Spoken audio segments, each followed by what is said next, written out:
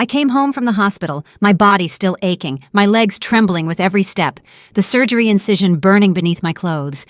I had spent 11 days admitted, 11 days fighting an infection that nearly took me, fighting the fear of not waking up, fighting the loneliness of those white walls where no one, not a single soul, had come to visit. Gregory, my son, my only child, never showed up. Michelle, his wife, didn't call, didn't text. Nothing. When the doctor discharged me, I had to ask a nurse to call a taxi because there was no one waiting. No one. I arrived home with the foolish hope of finding at least a note, a hot meal, some sign that someone had cared. I opened the door slowly, carrying my bag with the few things I had from the hospital. Silence greeted me first, then the shock. There was a second refrigerator in the kitchen. It was large, modern, and gleaming, planted right next to mine, the old, faithful fridge that had worked with dignity for years. I froze, staring at it. I couldn't understand. Gregory walked out of the living room with a can of beer in his hand, acting like nothing was out of the ordinary. Michelle followed behind him, carrying a roll of adhesive labels and a permanent marker. They didn't even look at me. "What is this?" I asked, pointing at the new appliance. Gregory took a long gulp before answering. "It's our fridge, Mama, for our things." "Our fridge?" I repeated, unable to believe it. Michelle knelt in front of the appliance and began sticking labels onto every shelf. She wrote her name in big, thick letters. Mich, Mich, Mich. On every shelf, every drawer, every available space. "Exactly," she said without turning around. "This is for our groceries, the ones we buy with our money. We don't want them getting mixed up with yours." I felt the floor shift beneath my feet. I still had the surgical stitches pulling at my skin. It still hurt to breathe deeply, and here they were, marking territory in my own kitchen. "But this is my house," I whispered.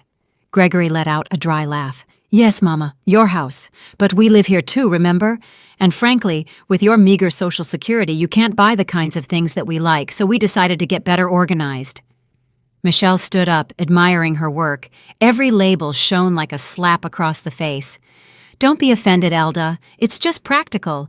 You buy your stuff with your money, we buy ours with ours. That way there are no mix-ups." "Mix-ups?" My voice cracked. "I have never, ever denied you anything from my refrigerator." "We know," Gregory said, crushing the empty beer can. "But this way is better, more organized, more fair." Fair. That word resonated in my head like a broken bell. I looked at the old fridge, mine, and then at the new one. Two worlds divided, two realities separated by an invisible but brutal line. The haves and the just surviving, the ones who matter and the ones who are in the way. "Besides," Michelle continued, opening the new fridge to show me the interior, which was stocked with fine cuts of meat, imported cheeses, and expensive wine.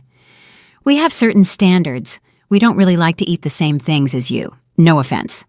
No offense, as if those words could soften the poison. Gregory approached and patted my shoulder condescendingly. "Relax, Mama. It's nothing personal. It's just that, well, you're not young anymore. Your pension barely covers the basics. We need more. We deserve more." Deserve. Another word that pierced me like a knife. I wanted to say something. I wanted to scream that I had worked 35 years in a textile mill, ruining my back to give that man everything he needed. I wanted to remind them that I sold my mother's jewelry to pay for his private college. I wanted to cry and ask them how they could treat me this way after everything, but I didn't say a thing. My body was too tired, my heart too broken. The surgery stitches throbbed, reminding me that I had barely survived something terrible. I didn't have the strength to fight. "I'm going to rest," I murmured, dragging my bag toward the little room in the back. "Sure, Mama, rest," Gregory said, already turning toward the living room where the television was waiting. Michelle closed her fridge with a satisfied thud. The sound echoed throughout the kitchen, throughout the house, throughout my chest. I walked down the hall, feeling every step like torture. The back room was tiny, barely fitting a twin bed and an old dresser. It used to be my sewing room. Now, it was my exile. Gregory and Michelle had moved in a year ago. "Just until we find something better," they'd said. They never found it.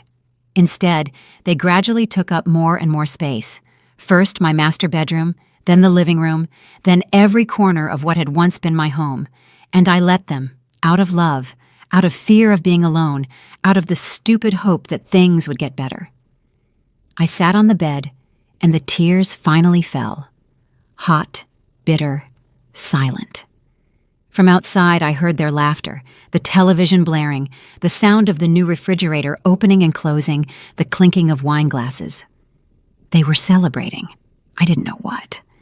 Maybe they were celebrating finally putting me in my place.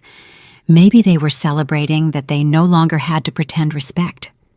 Maybe they were celebrating that the inconvenient old woman had accepted her fate without a fight. I lay down slowly, every muscle protesting. I closed my eyes, but I couldn't sleep. The images kept playing like a cruel movie, the fridge with the labels, Michelle's satisfied smile, Gregory's glacial indifference, the words they had thrown at me like stones. Your meager pension. We don't want to mix our things with yours. You're not young anymore. We deserve more. Every phrase was another nail in the coffin of our relationship. Every word confirmed what I already knew deep down, but refused to accept. To them, I was no longer a mother. I was a burden, an obstacle, someone to exploit until the last drop was squeezed out. And the worst part was, I had allowed it, year after year, abuse after abuse, humiliation after humiliation. But something shifted in that moment. Something broke inside me as I lay on that narrow bed, in that dark little room, in that house that no longer felt like mine. A decision began to form, slowly, firmly, inevitably. I opened my eyes in the darkness, and a certainty filled my chest. They had made a mistake, a terrible mistake. They thought I was weak. They thought I had given up. They thought they could do whatever they wanted without consequences. But they were wrong. In the morning, when they woke up, they would see something they would never forget. In the morning, they would learn who Elda Johnson really was, and that lesson would cost them everything. I couldn't sleep that night. Every time I closed my eyes, I saw those labels. Meek, meek, meek, like cattle brands, like declarations of ownership over something that never belonged to them.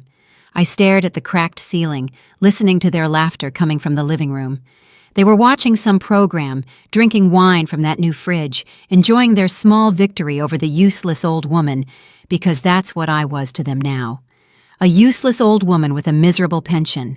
68 years old, a whole lifetime of work, and this was my reward. Tears kept falling, but now they were different. They were no longer sadness. They were rage, indignation, something that had been buried for years and was finally beginning to awaken. I remembered when Gregory was born, 42 years ago. I was 26. His father, Bernard, worked in construction, and I worked at the textile mill. We lived in a tiny apartment, but we were happy, or so I believed. Gregory was our miracle after 3 losses. I cared for him as if he were made of glass. I gave him everything, absolutely everything. When Bernard died 15 years ago from a sudden heart attack while at work, I thought the world was ending. Gregory was 27, already an adult, already with his own life, but he promised to take care of me. You'll never lack for anything, Mama. I'll always be here. Lies. It was all lies. The first few years after Bernard's death were hard, but manageable. Gregory would visit, take me to the market, fix things around the house. Then he met Michelle. She arrived like a hurricane 8 years ago. Pretty, self-assured, ambitious. She worked in cosmetic sales, but lived as if she were a corporate executive. Expensive clothes, perfect nails, hair always styled at the city's most exclusive salon. From the beginning, I noticed something in her eyes. A coldness, a constant calculation. She looked at me, evaluating how much I was worth, what she could get from me. She's a little intense, I told Gregory once, trying to be gentle. You're just jealous, Mama. Michelle is incredible. She's exactly what I need. Jealous? I was worried, but he refused to listen. They got married 6 months after meeting, a costly wedding that I helped pay for because he was my only son and deserved the best. I gave them $10,000 of my savings, money I had saved for years working overtime. We'll pay it back, Mama, as soon as we're stable. I never saw a penny back. After the wedding, visits became sporadic, calls became brief, but requests for money multiplied. Mama, we need $1,000 for the apartment deposit. Mama, the car broke down. We need $3,000 for the repair. Mama, Michelle needs urgent dental work. It's $5,000. Always urgent, always necessary, always presented with guilt if I hesitated. You don't want your son to have a decent roof over his head? Would you rather we drive a dangerous car? Do you want Michelle to suffer with a toothache? And I paid, over and over again, because he was my son, because a mother's love has no limits, because I was afraid that if I said no, they would disappear from my life forever. When I retired 2 years ago, I thought I could finally rest. 35 years at the textile mill had left me with arthritis in my hands, chronic back pain, and a pension of $800 a month. It wasn't much, but it was mine. Bernard, my late husband, had left me this small but paid-off house in a quiet neighborhood, my refuge, my security. Then the pandemic hit, and everything changed. Gregory lost his sales job. Michelle lost hers too. Suddenly, they showed up at my door with suitcases. It's temporary, Mama, just until we get back on our feet. A couple of months. A couple of months turned into a year, and in that year, everything rotted. In the beginning, they paid for some expenses, bought food, helped with the bills, but little by little, they stopped. We're looking for work, Mama. It's tough out there. We barely have enough for ourselves. But Michelle kept buying new clothes. Gregory kept ordering imported beers. They both went out to expensive dinners while I ate eggs and bread. Then came the territorial takeover. First, it was the master bedroom. We need more space, Mama. You can sleep in the back room. It's cozier. Cozy. What a cruel word to describe that tiny drawer. Then the living room. We're putting our new television here. Yours is too old. My television worked perfectly. Theirs was unnecessary, but it arrived anyway. Gigantic, noisy, invading my space. After that, they started controlling the kitchen. Michelle reorganized everything. She threw out my old pots. These things are hideous, Elda. So embarrassing. Those were the pots I had cooked for Gregory with his entire childhood, the ones Bernard gave me on our first anniversary. I saw them in the trash and didn't say a thing. I swallowed the pain, just as I had been swallowing everything else. The requests for money continued, but now they were different, more aggressive, more demanding. Mama, I need you to lend me $2,000 for a course that will help me get a job. Mama, Michelle needs a new phone. Hers doesn't work anymore. That's $1,000. Mama, we have to pay the credit card or they'll sue us. $4,000 urgent. Every time I hesitated, the emotional blackmail started. After everything I've done for you, any mother would do this for her son. If you really loved me, you wouldn't hesitate. And the worst of all, the one Michelle said with a poisonous smile, "One day we'll be the ones taking care of you, Elda. You'd better be generous now." Generous. I had been so generous that I had almost nothing left. My savings evaporated. The $30,000 I had accumulated over decades of sacrifice were gone in 2 years, spent on whims, luxuries, and lies disguised as needs. 3 months ago, I tried to access a separate savings account I had, one Bernard opened for emergencies. It had $6,000, my last reserve.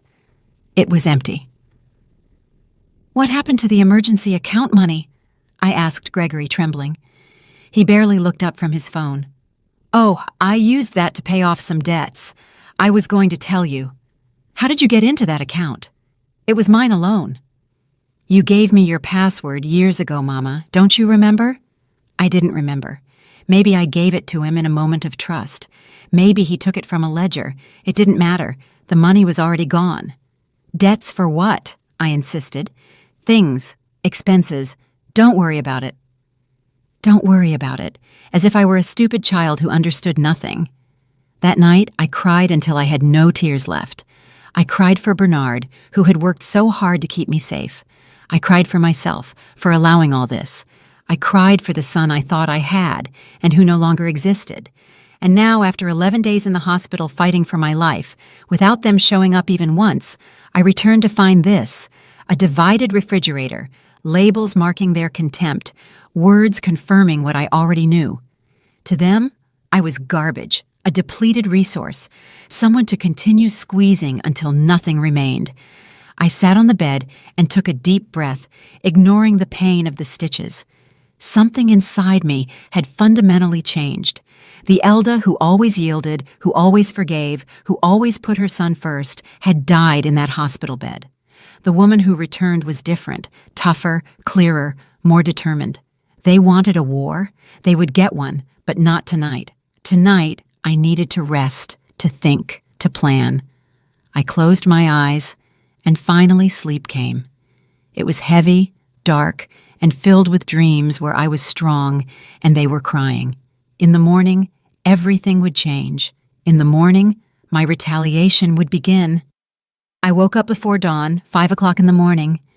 The house was absolutely silent. Gregory and Michelle were still sleeping in my bedroom, in my marital bed, under the sheets I had bought with my first retirement check. I got up slowly, feeling every muscle protest. The surgical stitches pulled, but the pain didn't frighten me anymore. I knew there were worse pains than the physical. I walked to the kitchen like a ghost. The new fridge shone in the dim light. Those damn labels reflected the little light coming through the window. Mish, mish, mish. I opened my old, half-empty fridge, a carton of milk, 3 eggs, some cheap cheese, bread from the day before. That was all I had to eat. My $800 pension went to medicine, utilities, and the loans Gregory extracted from me every month. Then, just to confirm what I already knew, I opened their fridge. Stocked. Absolutely stocked. Imported steaks, salmon, shrimp, 3 types of imported French cheese, wines that cost more than $50 a bottle, exotic fruits, gourmet bakery desserts, premium deli meats. I closed the door, feeling a mix of rage and disgust. They ate like royalty while I survived on scraps. They indulged in luxuries while I counted pennies to buy bread, and they did it in my house with my money under my roof. I poured myself a glass of water and sat at the kitchen table. I needed to think clearly. I needed a plan. I could kick them out. It was my house. It was legally in my name, but Gregory had made me sign a paper 6 months ago. It's just to update the will, Mama, to keep everything in order. I signed without reading properly. I trusted him. I had always trusted him. What had I really signed? I didn't know, and it terrified me. I could leave myself, find a small apartment, leave them with the house and disappear. But with what money? My pension barely covered survival. Rent would leave me on the street. I could confront them, shout everything I felt, but I had tried that before. It always ended the same way. They would deny, manipulate, and make me feel guilty for doubting their love. Mama, how could you think that of us? We're taking care of you, can't you see? You're so ungrateful. No, I wouldn't fall into that trap this time. I heard a noise upstairs. Footsteps. They were waking up. I quickly retreated to the back room and closed the door. I didn't want to see them yet, not until I knew exactly what to do. I lay down again, pretending to sleep while listening to their morning movements. The shower running, Michelle yelling at Gregory because he used her expensive shampoo, Gregory responding with indifference, the two of them arguing over who would make breakfast. No one mentioned my name. No one asked how I had slept. No one knocked on my door to see if I needed anything after 11 days in the hospital. I simply didn't exist to them. Around 9 in the morning, I heard them leave. The front door closed forcefully. The car started and drove away. I waited 10 more minutes to make sure they wouldn't return for something forgotten. Then I emerged from the little room. The house was a mess, dirty dishes in the sink, clothes scattered on the sofa, food wrappers everywhere. They had eaten smoked salmon and cream cheese for breakfast. The remains were on the counter, uncovered, attracting flies. I cleaned mechanically, not because I wanted to, but because it was what I had always done. Clean up their messes, gather their trash, erase their tracks. As I washed the dishes, I looked out the window and saw my neighbor, Renata Hayes, watering her plants. Renata was 71, a widow too, living alone, but she looked happy, always smiling, always dressed nicely, always at peace. We had known each other for 20 years, but we had never been very close. Just polite hellos, comments about the weather, nothing deep. But in that moment, Seeing her there with her watering can and straw hat, I felt terrible envy. She had what I had lost: dignity, autonomy, peace. As if she had felt my gaze, Renata turned and saw me in the window. She waved. I waved back weakly. Then, she did something unexpected. She put down the watering can and walked toward my house. She knocked on the door. I hesitated. I didn't want anyone to see me like this, destroyed, humiliated. But something compelled me to open it. "Elda, hello," Renata said with a warm smile. "I saw you got home from the hospital yesterday. How are you doing?" How was I? Such a simple yet impossible question to answer. "I'm improving," I managed. Renata studied me with those wise eyes that had seen too much life. "May I come in for a moment?" I don't know why I said yes. Maybe because I desperately needed to talk to someone who wasn't Gregory or Michelle. Maybe because her gaze contained something I had forgotten existed: genuine compassion. We went into the kitchen. Renata saw the 2 refrigerators immediately. Her eyes widened in surprise. "That's new," she commented, trying to sound neutral. "It's for my son and daughter-in-law. For their things," I explained, feeling the shame burn on my cheeks. Renata didn't say anything for a moment. She just observed the labels with Michelle's name. Then she looked directly at me. "Elda, forgive me for being direct, but I need to tell you something I've wanted to say for months." My heart sped up. "What is it?" "Your son and your daughter-in-law. I hear them sometimes. The walls aren't that thick. I hear how they speak to you, how they treat you." I lowered my gaze. The humiliation burned in my throat. "Last night," Renata continued, her voice soft but firm, "when you got home from the hospital, I heard everything. I heard what they said to you about the fridge, about your pension, about your groceries." Tears started to fall before I could stop them. "And I heard something else." Renata approached and put her hand on mine. "After you went to sleep, I kept listening." "What did they say?" I whispered, even though part of me didn't want to know. Renata took a deep breath. "They were celebrating, toasting with wine, and Michelle told Gregory something that chilled my blood. She said, 'It won't be long now. The old woman can't last much longer. When she dies, this house will all be ours. It's worth at least $200,000. We can sell it and finally live well.'" The world stopped. Renata squeezed my hand, and Gregory laughed and said, "I hope she hurries up. I'm tired of pretending I care." Something broke inside me. Not my heart. That was already shattered. Something deeper, more fundamental. The illusions, the hopes, the idea that somewhere, beneath all the cruelty, my son still loved me. "There's more," Renata said. "I've seen things, strange movements. 2 weeks ago, I saw Gregory leaving the bank with papers. He looked nervous, and Michelle has been getting large packages, boxes and boxes. She sneaks them into the house when you're not around." "What kind of boxes?" "I don't know, but they're many, and they look expensive. Designer brands." My mind started working. What were they hiding? What else had they concealed from me? "Elda," Renata looked at me seriously, "you have to investigate. You need to know what they are really doing, because something tells me it's much worse than you imagine." She was right. I knew it in my bones. "I don't know how," I admitted. "I don't know where to start." "I'll help you. I have a friend, Ignatius Miller.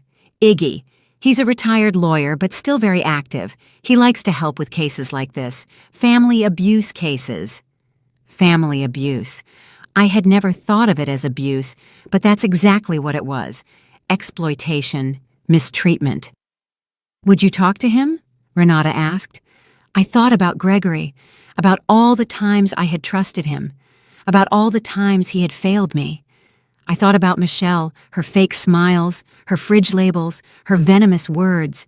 I thought about myself, the woman I was, the woman I deserved to be. "Yes," I finally said, my voice firmer than it had been in years. "Yes, I will talk to him." Renata smiled. "Good. I'll call him right now." He can come this afternoon while they are out." She took out her phone and dialed. She spoke in a low voice, explaining the situation. Every word she said made me feel more real, more valid, more seen. She hung up and looked at me with determination. "He'll be here at 3 o'clock. Bring everything you have, bank statements, documents, anything you've signed, everything." I nodded. For the first time in years, I felt something akin to hope. Renata stood up to leave, but before she did, she hugged me. A strong, maternal hug, the kind of embrace I hadn't received since Bernard died. "You're not alone, Elda. Not anymore." When she left, I stayed seated in the kitchen, looking at those two fridges, but now I saw them differently. They were no longer symbols of my humiliation. They were evidence of cruelty, abuse, and systematic exploitation. And soon, they would be the proof I needed to take back my life. The hours until 3 in the afternoon dragged on like years. I moved through the house like a detective in my own home, searching for documents, papers, anything that could serve as evidence. I started with my room, or what used to be my room. The master bedroom now belonged completely to Gregory and Michelle. Entering felt like invading enemy territory. I opened the door slowly. The room smelled of Michelle's expensive perfume. The bed was unmade, clothes were scattered everywhere, boxes were stacked against the wall, the same boxes Renata had mentioned. I went closer to examine them. They were from luxury brands, shoes, purses, designer clothes. Each box represented hundreds, maybe thousands of dollars. Where had they gotten that money? I opened the closet. More new clothes, dresses with the tags still on, expensive suits. Michelle had at least 20 pairs of heels that cost more than $300 each. Gregory had watches, 4 designer watches lined up in a special box. One looked like a Rolex. It was probably a fake, but even the good imitations cost $1,000. How could they have all this if they were supposedly unemployed? If they supposedly didn't have money to help with the house expenses? I checked the drawers of Gregory's nightstand. Chargers, headphones, crumpled papers, receipts. I took the receipts, expensive restaurants, bars, online shopping. One was from a casino. $500 lost in a single night 3 weeks ago. I tucked the receipts into my pocket. In Michelle's drawer, I found credit card statements. 3 different cards, all with huge debts. One had a $2,000 balance, another $8,000, the third $5,000. $25,000 in credit card debt. But what chilled my blood was seeing another card, one I didn't recognize. The statement had my name, Elda Johnson. Credit limit, $20,000. Current balance, $19,800. I had never applied for that card. My hands shook as I read the charges. Furniture, electronics, clothing, restaurants, travel, all signed with my name, but nothing used by me. Gregory had opened a credit card in my name without my permission and had used it to the limit. That was fraud. That was a crime. I took the statement and kept looking. I found more papers, contracts, loans, all with my signature. When had I signed all this? I tried to remember. Gregory constantly put papers in front of me. "Sign here, Mama. It's for the insurance. Sign here, Mama. It's to renew the house registration. I need your signature for this bank procedure." I signed without reading. I trusted him. He was my son, and he had used that trust to steal from me, to indebt me, to financially destroy me. I found one paper that left me breathless. It was a home equity loan application. My house, the house Bernard left me. Gregory had tried to use the house as collateral for a $50,000 loan. The application was marked pending approval. It hadn't been processed yet, but the intention was clear, cruel. They wanted to take my house, not wait for me to die. Take it now. I gathered all the papers I found and took them to the back room. I hid them under the mattress. My heart was pounding so hard I thought it would explode. Then I went to the kitchen and looked for my own documents, the ones I kept in a cookie tin above the cupboard, bank statements, pension receipts, medical bills. I pulled out the last 6 months of statements and started reviewing them carefully. There were transfers I didn't recognize, large withdrawals, $500 here, $800 there, $1,000 further down. Small amounts that added up to thousands. And there were automatic charges, premium streaming service subscriptions, exclusive gyms, gourmet food delivery apps, all in my name, all charged to my account. I did the math in my head. In the last 6 months, they had taken almost $20,000 from my account between transfers, withdrawals, and unauthorized charges. $20,000 that I hadn't spent, that I didn't even know was missing, because Gregory helped me review the accounts every month. He only showed me what he wanted me to see. The manipulation was perfect, systematic, calculated. At 2:30 in the afternoon, I organized all the documents into a folder, papers that proved fraud, theft, financial abuse, exploitation of an elderly person, because that's what I was now, a vulnerable elderly person being exploited by her own family. At 3 o'clock sharp, Renata knocked on the door. She was accompanied by a tall man, about 65 years old, with perfectly combed gray hair and eyes that conveyed intelligence and kindness. "Elda, this is Ignatius. Ignatius, this is Elda." Ignatius extended his hand. His handshake was firm but warm. "A pleasure, Elda. Renata told me about your situation. I want you to know that I am here to help you pro bono. This is personal for me." "Personal?" I asked as I invited them to sit at the kitchen table. "My mother went through something similar years ago," Ignatius explained, his face shadowing. "My brother financially exploited her until she had nothing left. When we finally found out, it was too late. She died feeling betrayed and ruined. I swore I would help other people in her situation to honor her memory." His words touched me deeply. I wasn't alone.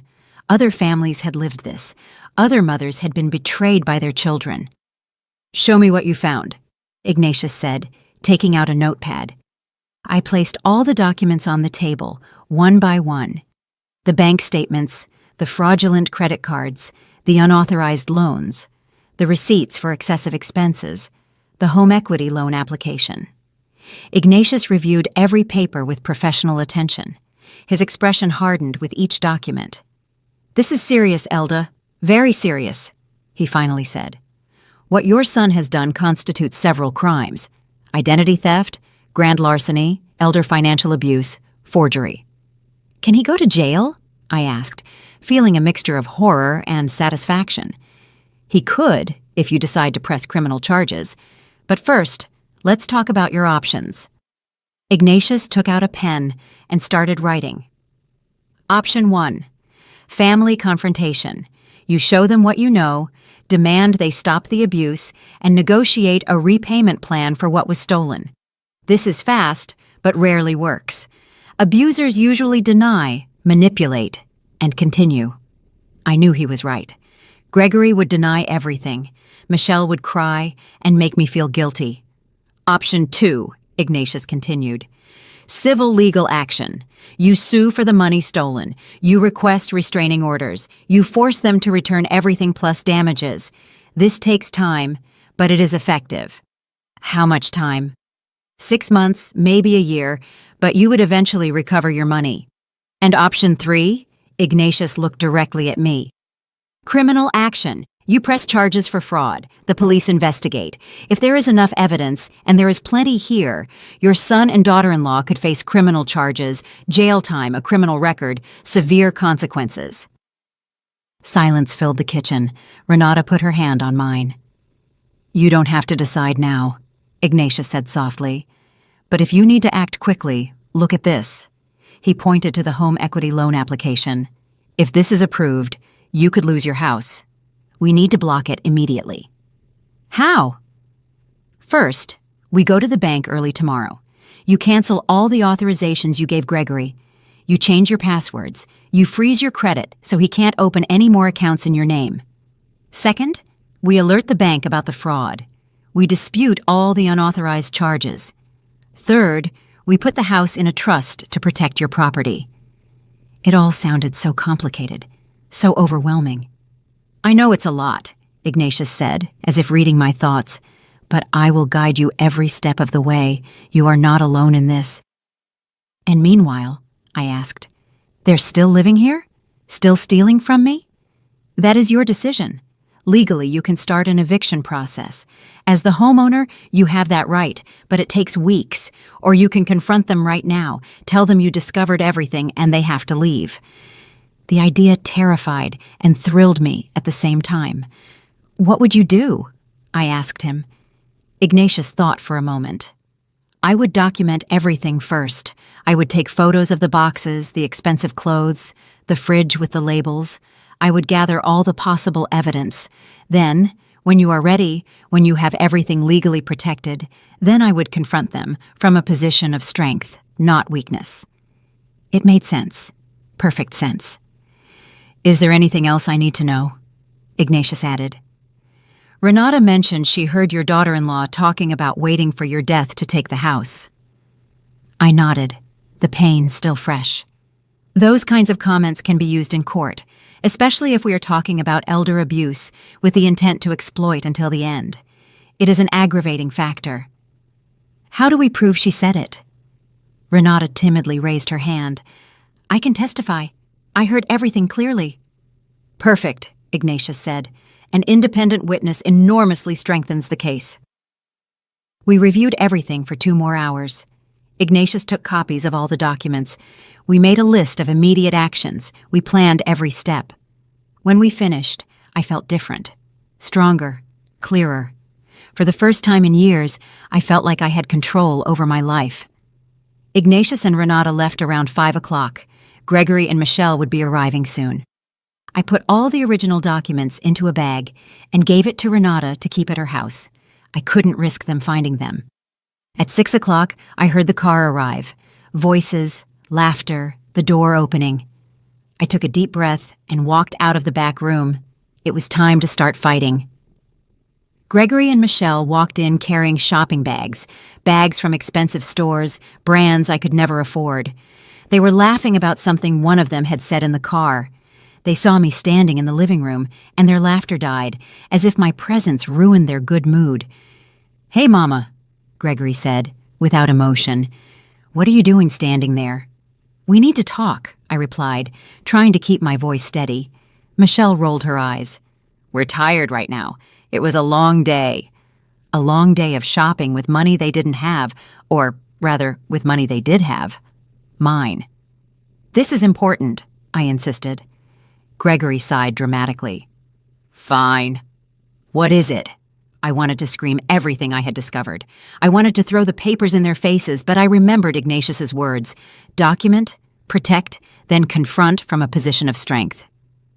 I want us to go to the bank together tomorrow, I said, measuring every word. The bank?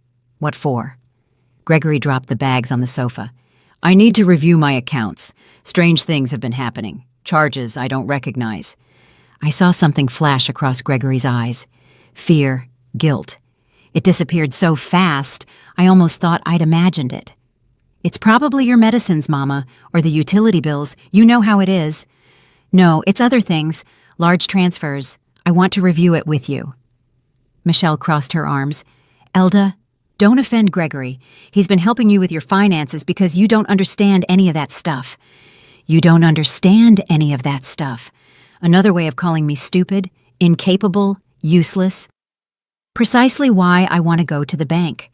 To understand better, I replied, maintaining my composure. Gregory exchanged a look with Michelle. Something silent passed between them. I can't go tomorrow. I have a job interview, he said quickly. An interview where? At a tech company. Very important. I can't cancel. A lie. I could see it in how he avoided my gaze, in how his hands moved nervously. Then the day after tomorrow, I suggested.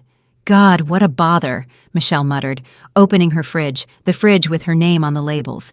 She pulled out a bottle of very expensive wine. Gregory approached me, putting his hand on my shoulder with false tenderness. Mama, I think you're still weak from the surgery. Maybe you're confused. Rest. I'll take care of everything. I'll take care of everything. That was exactly the problem. I'm not confused, Gregory. His expression changed. The mask of the worried sun cracked for a second. I saw something cold, calculating. What exactly are you insinuating? I'm not insinuating anything. I just want to go to the bank. Reviewing my accounts is my right. Michelle returned with 2 wine glasses. She handed one to Gregory. They didn't even offer me one. They drank in front of me as if celebrating something. "You know what, Mama?" Gregory said after a long drink. "You're being ungrateful. After everything we've done for you.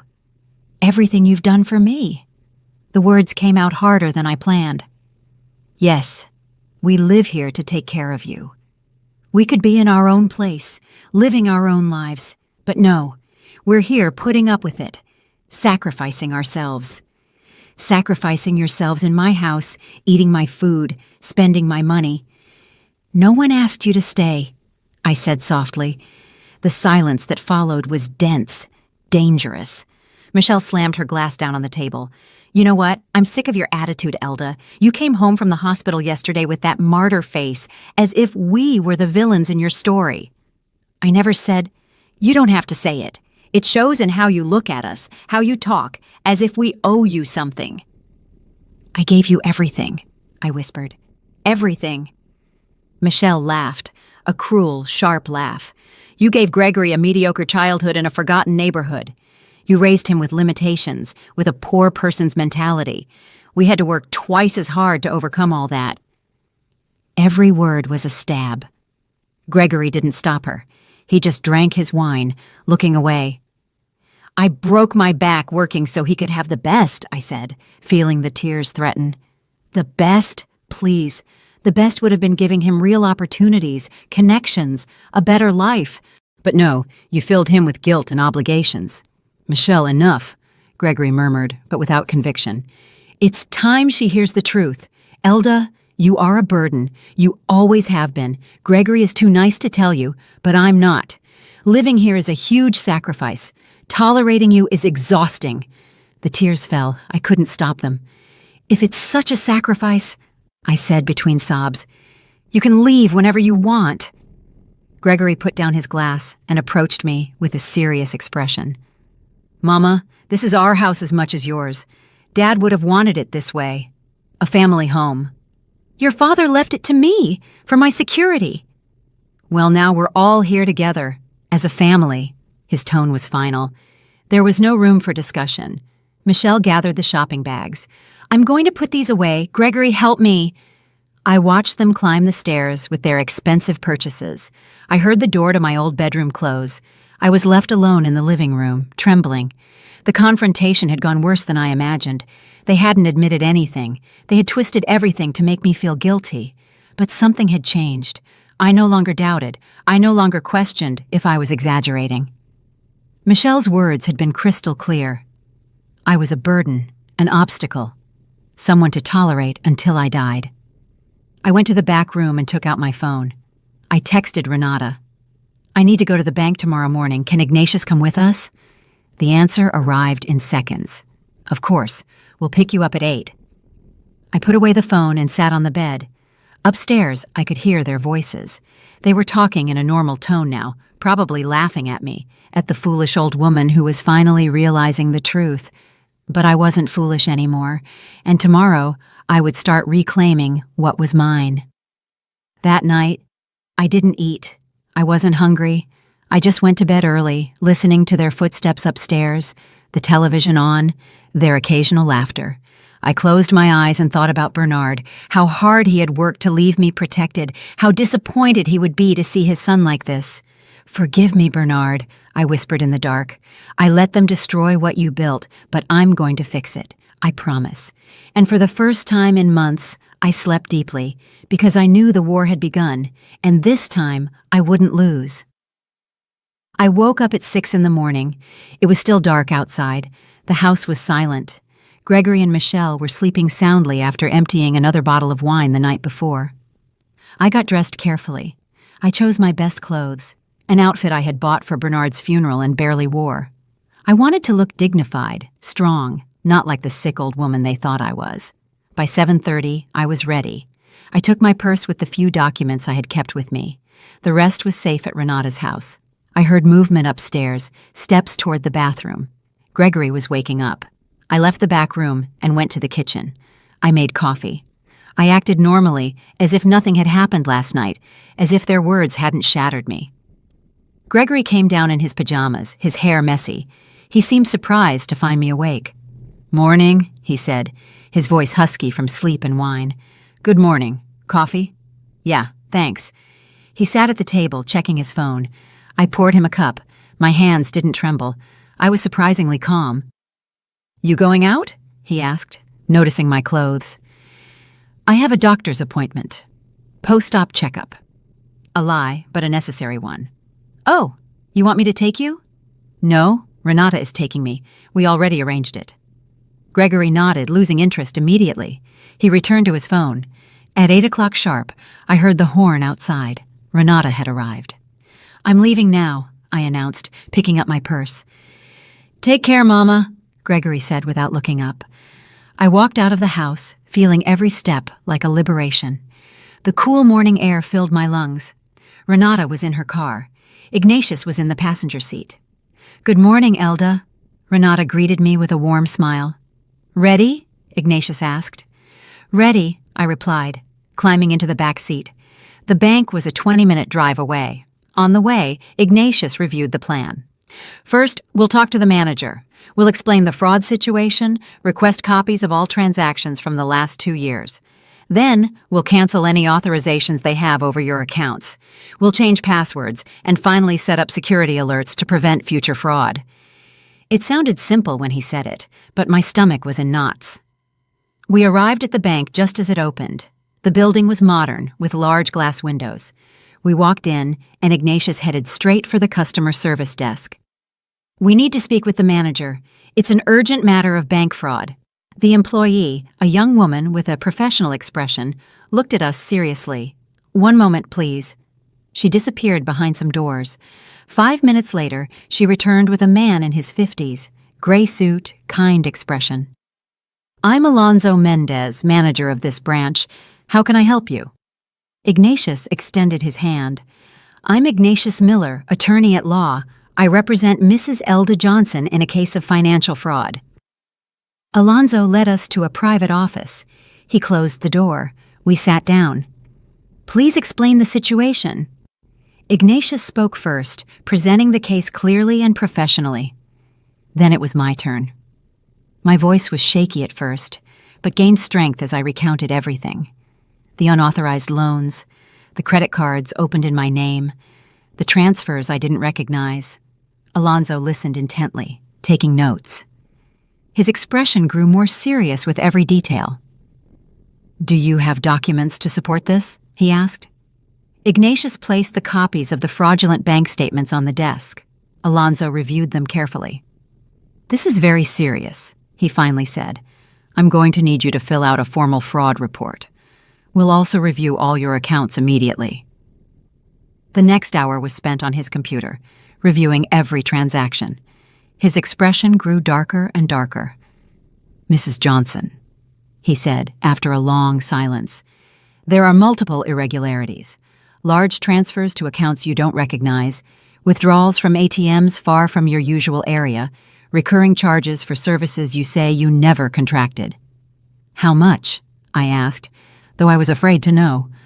Alonso did some calculations. "In the last 2 years, approximately $42,000 have left your accounts in transactions you did not authorize." 42,000. I felt faint. Renata held my arm.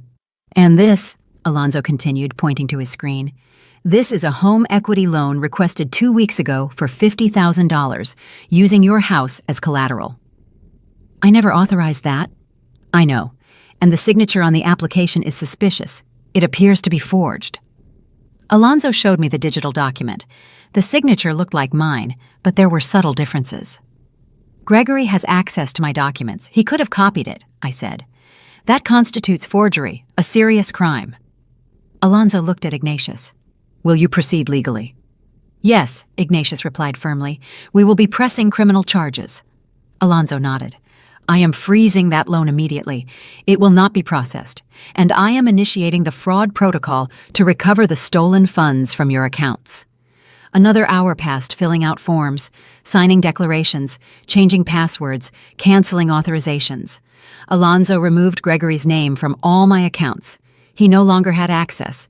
He could no longer touch my money. The credit cards opened in my name without authorization would be canceled.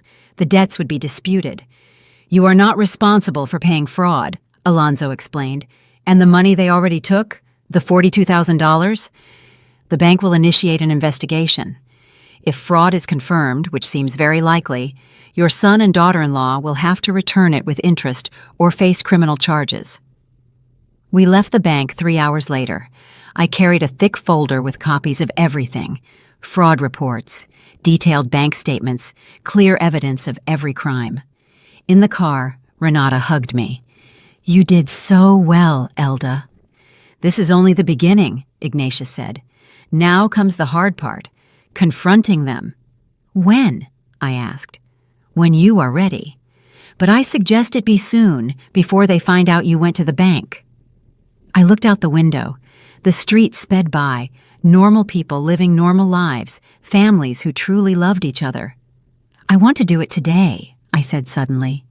"Tonight, when they get back from work or wherever they go to pretend they work." Ignatius smiled.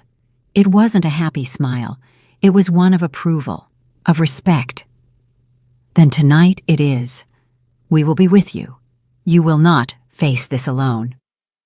We returned home around noon. Gregory and Michelle were out. Renata and Ignatius came inside with me.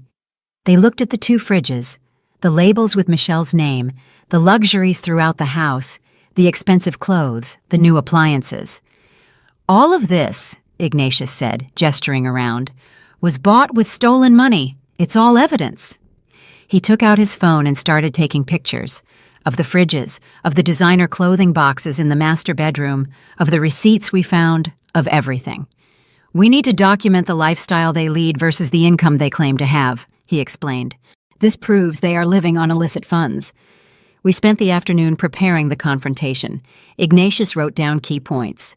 Renata made tea and forced me to eat something. By 5 in the afternoon, the plan was ready. At 6, we heard the car arrive. Renata and Ignatius positioned themselves in the living room. I stood by the door. Gregory and Michelle walked in, laughing. They froze when they saw the visitors. "What's going on here?" Gregory asked, his tone immediately defensive. "Sit down," I said, my voice firmer than I expected. "We need to talk." "Mama, what is this? Who is he?" Michelle pointed at Ignatius. "I am Ignatius Miller, attorney for Mrs. Johnson." The color drained from Gregory's face. "Attorney? Mama, what did you do?" I took a deep breath. This was the moment. There was no turning back. "I found out everything, Gregory. Everything." The silence that followed was deafening. Gregory and Michelle stood frozen in the entryway, their faces moving from shock to confusion and finally to poorly disguised fear. "Found out what?" Michelle asked, trying to sound indignant, but her voice cracked. Ignatius stood up. He had that presence that only experienced lawyers possess. Authority without needing to shout. "Mr. Gregory Johnson and Mrs. Michelle Harris, you are being accused of financial fraud, theft, forgery of documents, and elder abuse." Gregory let out a nervous laugh. "What? This is ridiculous. Mama, what did you tell these people?" "The truth," I replied. "I told them the truth you've been hiding." "What truth? I haven't hidden anything." Ignatius opened his briefcase and pulled out documents. He placed them on the coffee table, one by one, like a prosecutor presenting evidence. Capital One credit card opened in Elda Johnson's name on March 15th of last year. Current balance $14,800. "Did you authorize this card, Mrs. Johnson?" "No," I replied firmly. "That was a bank error," Gregory shouted. "I was going to tell you, Mama." "When?" I asked. "When you couldn't pay it anymore?" Ignatius continued. "Citibank personal loan, $5,000. Requested in Elda Johnson's name 1 year ago. Money transferred to Gregory Johnson's account. Did you authorize this loan?" "No." Michelle stepped forward. "Elda, you're confused. You signed those papers. We explained everything to you." "You explained it to me?" My voice rose. "When?" When you put papers in front of me and told me to sign without reading? We explained every single thing, Michelle insisted. Lie, Renata intervened from her chair. I've heard them. I know how they operate. Michelle looked at her with pure hatred. You meddling old woman! This is your fault. You filled her head with ideas. No one filled my head with anything, I said. You showed me who you really are. Ignatius held up another document. Home equity loan application against the property located at 122 Magnolia Lane. Forged signature. That is a federal crime. Gregory paled completely. That loan was for investment, to grow the money, for everyone, for all of us. You lied, I exploded. You didn't even visit me when I was in the hospital. I came home from the hospital and you put up a separate fridge because my food isn't good enough for you. That has nothing to do with this, Michelle screamed. It has everything to do with it. It shows exactly how you see me, as trash, as someone to exploit until I die. No one said that. Gregory tried to approach, but Ignatius stepped between them. Yes, they did, Renata said. I heard them. The night she came home from the hospital, Michelle told Gregory, "It won't be long now. When the old woman dies, this house will be ours. It's worth $200,000. Michelle turned on Renata, furious. That's a lie. I never said that. You did, Renata confirmed calmly, and Gregory responded, I hope she hurries up. I'm tired of pretending I care. The words fell like bombs. Gregory opened his mouth, but nothing came out. His eyes filled with panic. That was taken out of context, he finally muttered. What context justifies wishing your mother's death? I asked, tears falling freely now. Now, Mama, I don't want you to die. Of course not. But you want my house, my money, everything I have left. That's different. No, it's not different. You robbed me, you lied to me, you exploited me, and you were hoping I would die so you could take what little I have left. Ignatius took control again. We have all the documentation from the bank. $42,000 fraudulently withdrawn from Mrs. Johnson's accounts in the last 2 years. Unauthorized transfers, unexplained withdrawals, charges for services she never contracted. I managed her finances because she asked me to, Gregory shouted desperately. Managing finances does not mean stealing, Ignatius replied coldly, and it certainly does not include opening unauthorized credit accounts. Michelle changed tactics. She collapsed onto the sofa, covering her face with her hands. She started to cry, dramatic sobs, exaggerated gasps. I can't believe you're doing this to us, Elda, after all we sacrificed for you. We live in this awful house to take care of you. We left our lives to be here. This awful house you wanted to steal from me, I thought. We didn't want to steal it from you, just secure our future. At the expense of mine. Gregory ran his hands through his hair. He was sweating. His eyes searched for an escape, an explanation, anything. Mama, we can fix this. We'll pay it all back little by little. But don't do this. Don't involve lawyers. Don't destroy your own family. Destroy my family? I repeated, incredulous. I'm the one destroying it, not you two who robbed me, who lied to me, who treated me like a burden. We were desperate, Michelle screamed. Do you think we wanted to live like this?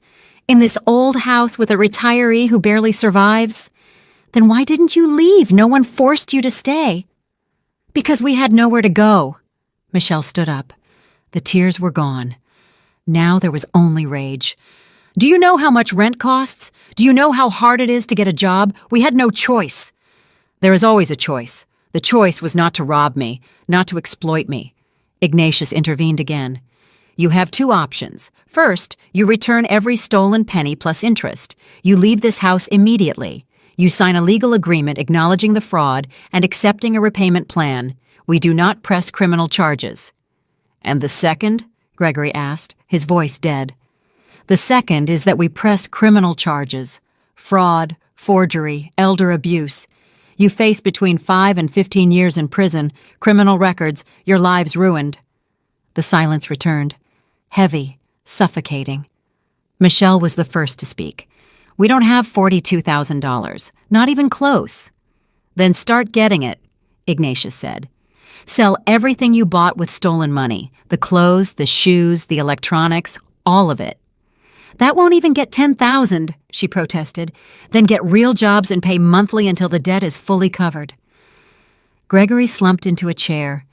He looked defeated, small, nothing like the son I had raised. "Mama," he said, his voice broken, "are you really going to do this? Destroy your own son?" "You destroyed yourself, Gregory. I'm just protecting myself." "I'm your son, your only family." "A son doesn't steal from his mother. A son doesn't wish her dead. A son doesn't treat her like trash. We love you." "You love my money. You love my house. You never loved me. Maybe when you were a child, but that child died a long time ago."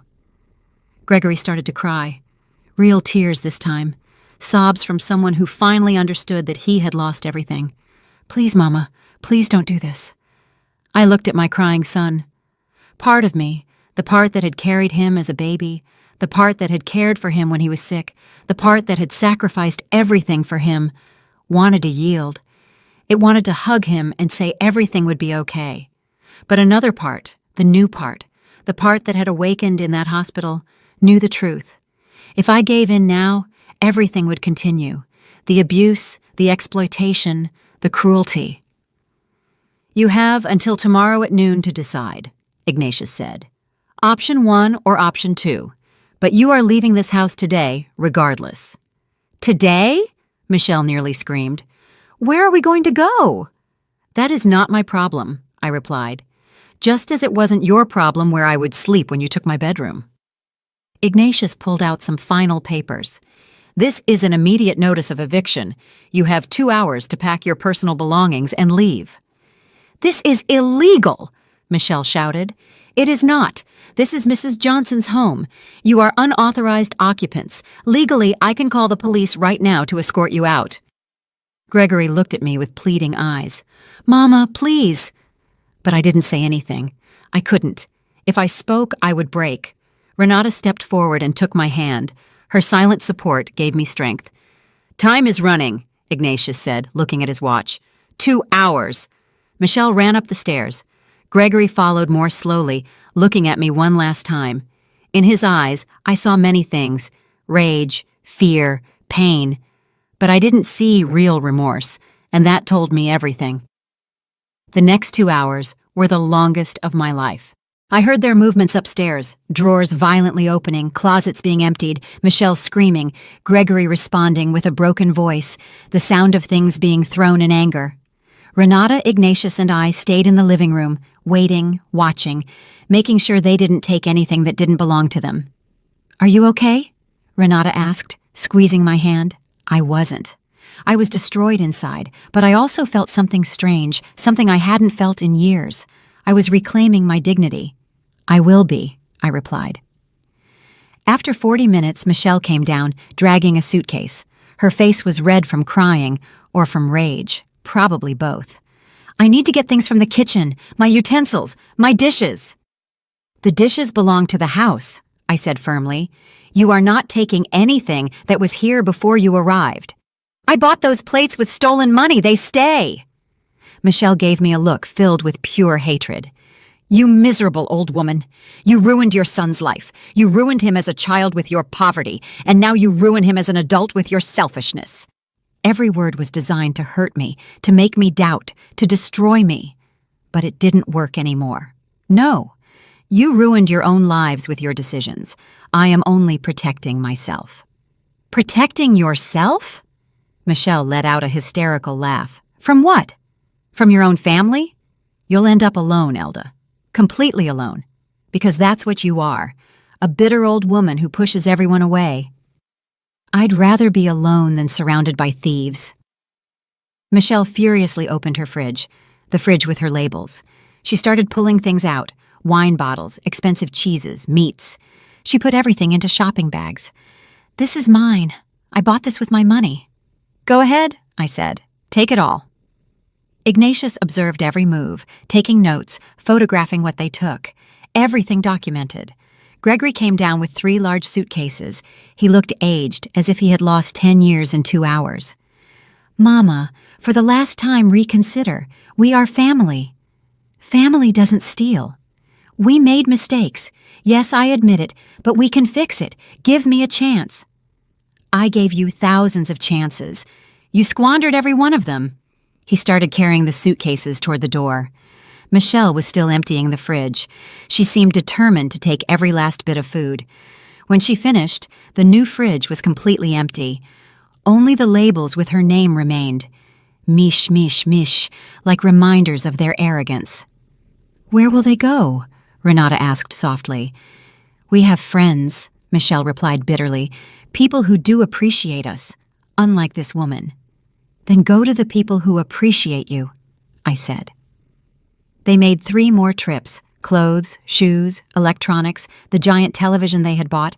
They loaded everything into the car. On the last trip, Gregory stopped at the door. He looked at me one last time. "One day you'll regret this, Mama.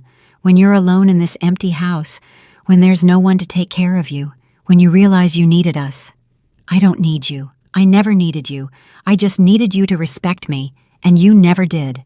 Michelle walked past him, carrying the last bag. "Let's go, Gregory. This place smells like poverty and resentment." Gregory followed her. The car was packed with their belongings. They got in. The engine started. I watched them drive away through the window. The car disappeared around the corner. And just like that, after a nightmare year, they were gone. My legs gave way. I sat on the sofa, and the tears started to fall. Not of sadness. It was liberation, relief, pain, all mixed into a cry that came from the deepest part of me. Renata hugged me. "It's over. They're gone." "You did the right thing," Ignatius added. "I know it hurts, but you did the right thing." I cried for 10 minutes. I let everything out. Years of pain, humiliation, silent abuse. When I finally calmed down, I looked around. The house was in disarray. Open drawers, things scattered, traces of their presence everywhere. But it was mine again. "What happens now?" I asked. Ignatius opened his briefcase. "Now we wait for their decision. Tomorrow at noon, we'll know if they choose option 1 or option 2. And if they don't respond, then we automatically proceed with criminal charges. We already have everything. The bank will file its own fraud complaint. This is serious, Elda. Very serious." I nodded. Part of me, the maternal part that would never completely die, hoped Gregory would choose the right option, that he would admit his guilt, pay what he stole, and at least try to redeem himself. But another part knew the truth. Gregory and Michelle only regretted being caught, not what they did. Renata stayed with me that night.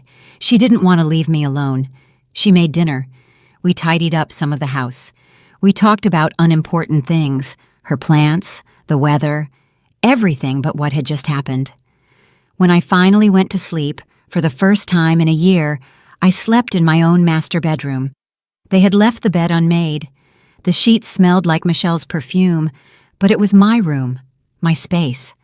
I changed the sheets, opened the windows to let in fresh air, and cleaned the traces of their presence. And when I lay down in my bed, in my room, I felt something I hadn't felt in a long time. Peace. The next morning, I woke up with the sun streaming through the window. Renata was already in the kitchen making breakfast. "Good morning. How did you sleep?" "Better than in months," I replied honestly.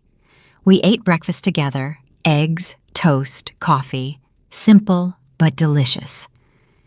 "Do you think they'll respond before noon?" I asked. Renata shrugged. "I don't know, but if they don't, Ignatius is ready to proceed." The hours passed slowly. 10 in the morning, 11:30. At 12:10, my phone rang. It was an unknown number. "Hello? Mama?" Gregory's voice sounded different, tired, defeated.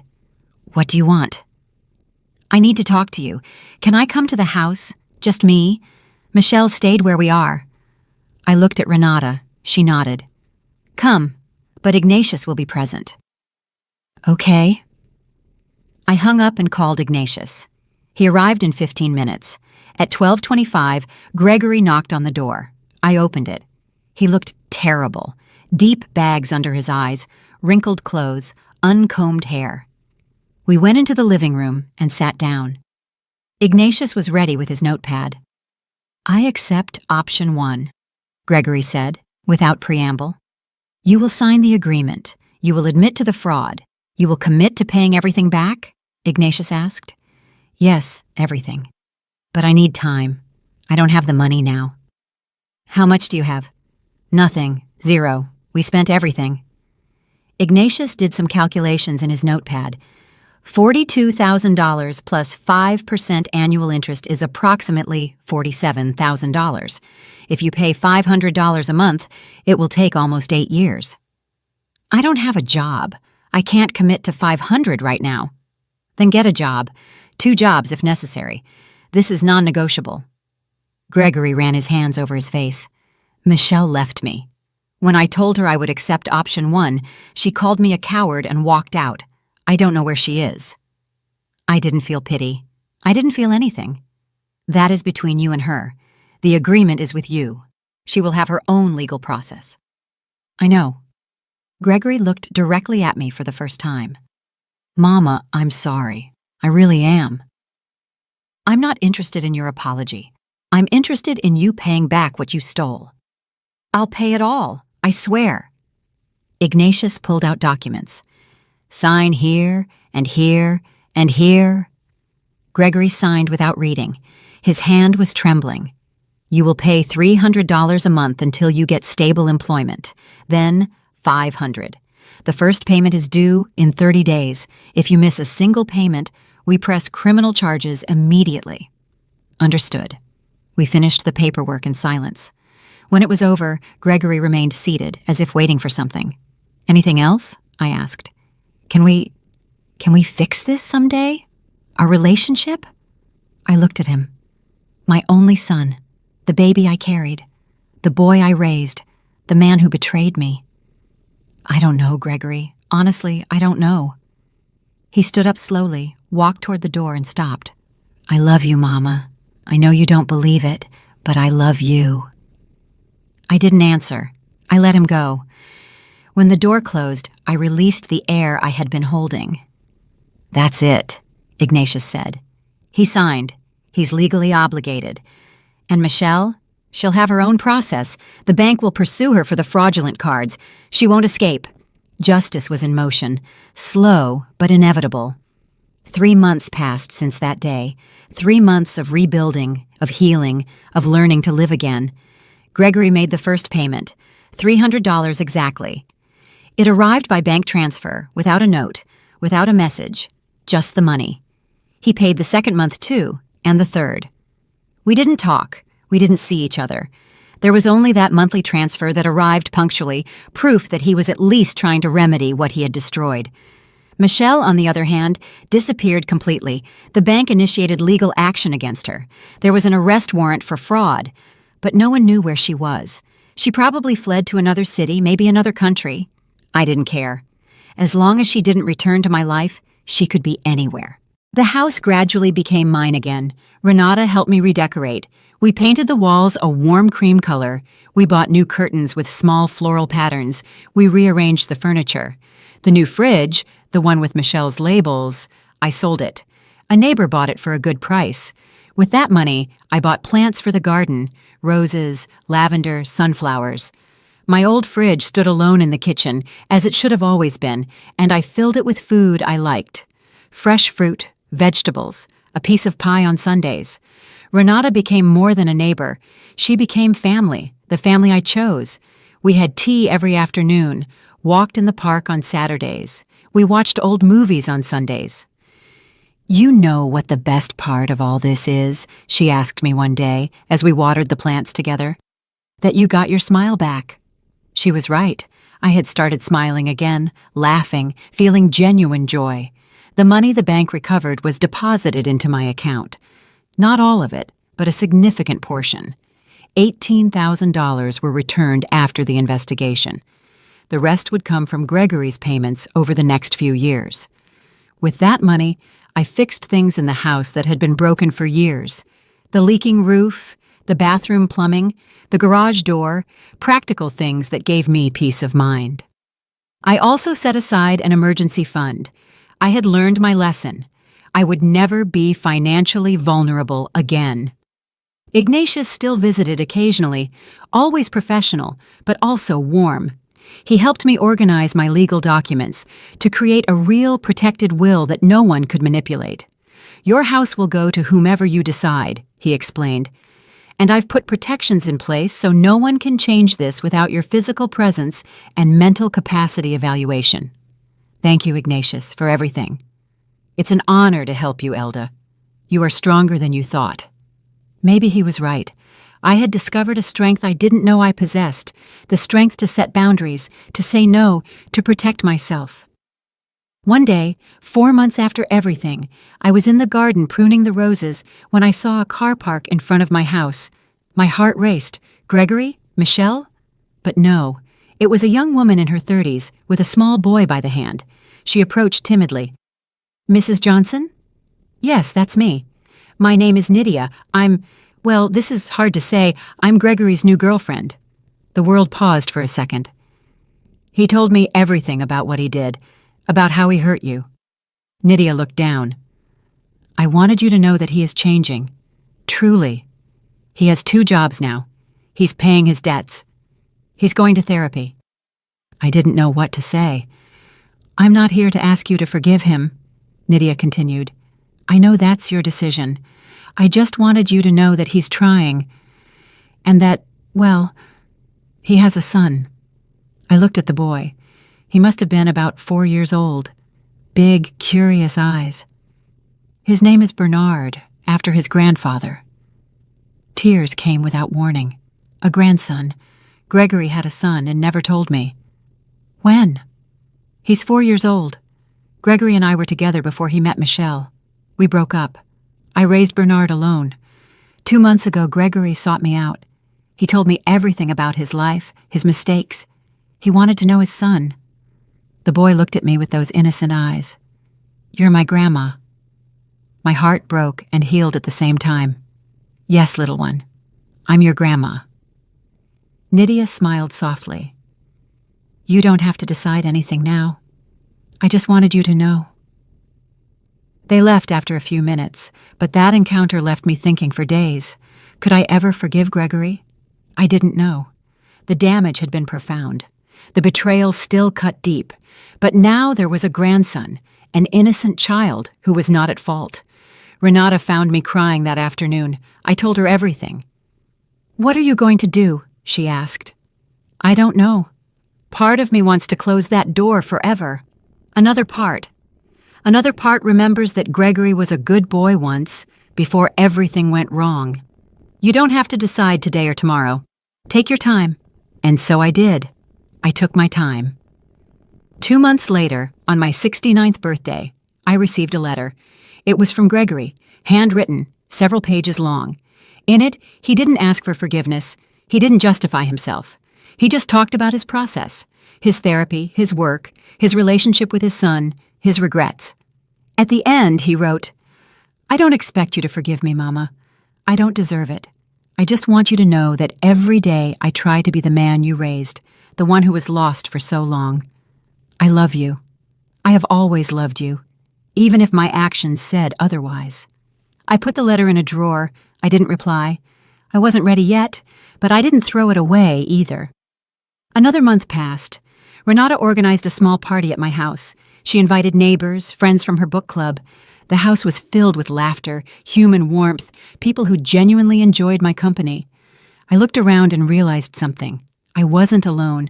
Michelle had said I would end up alone, but she was wrong. I was surrounded by people, by real affection, by genuine respect.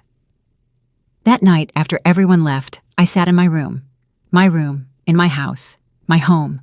I thought about the entire journey since that awful night when I came home from the hospital and found that dividing fridge, from the humiliation, the abuse, the betrayal, to this moment of freedom, dignity, and peace. I had learned so many difficult lessons, that love cannot come with conditions, that family is not just blood, that setting boundaries is not selfishness, it is survival, that asking for help is not weakness, it is bravery. I had learned that I deserved respect, that my life had value, that my well-being mattered. And most importantly, I had learned that it is never too late to defend yourself. It is never too late to reclaim your dignity. I picked up my phone. I wrote a short message. Gregory, I received your letter. I am not ready to see you yet, but I would like to meet Bernard formally when you and I are ready to talk like adults. No lies, no manipulations, just honesty. Think about it. I sent the message before I could regret it. It wasn't forgiveness. Not yet. Maybe it would never be complete forgiveness, but it was a first step. It was something. His response arrived minutes later. Thank you, Mama. Whenever you are ready. No pressure. I love you. I turned off the phone and looked out the window. The moon shone over my garden. The flowers I had planted swayed in the breeze. Tomorrow would be another day, with its challenges, its joys, its surprises. But I would face it from a different place, from my strength, from my peace, because I had learned the most important lesson of all, that true family is not the one that makes you feel small. It is the one that helps you grow. Real love does not exploit. It supports. And sometimes the greatest courage is simply saying, enough. I went to bed that night feeling something I hadn't felt in years. Hope. Not to return to the past, that past was dead, but to build a future, one where I mattered, where my voice was heard, where my boundaries were respected. And as I drifted off to sleep, I smiled, because finally, after so long, I had come home. Not to a physical house, but to myself, and that was the greatest victory of all. Did you like my story, and which city are you listening from? Let's meet in the comments. If you liked the story, you can support me by sending a super thanks so I can keep bringing more stories like this. Thank you so much for your sweet support. I'm looking forward to your comments on the story. On the screen, you can see 2 new life stories that I highly recommend. There's so much more on my channel. Don't forget to subscribe. See you in the next life story with love and respect.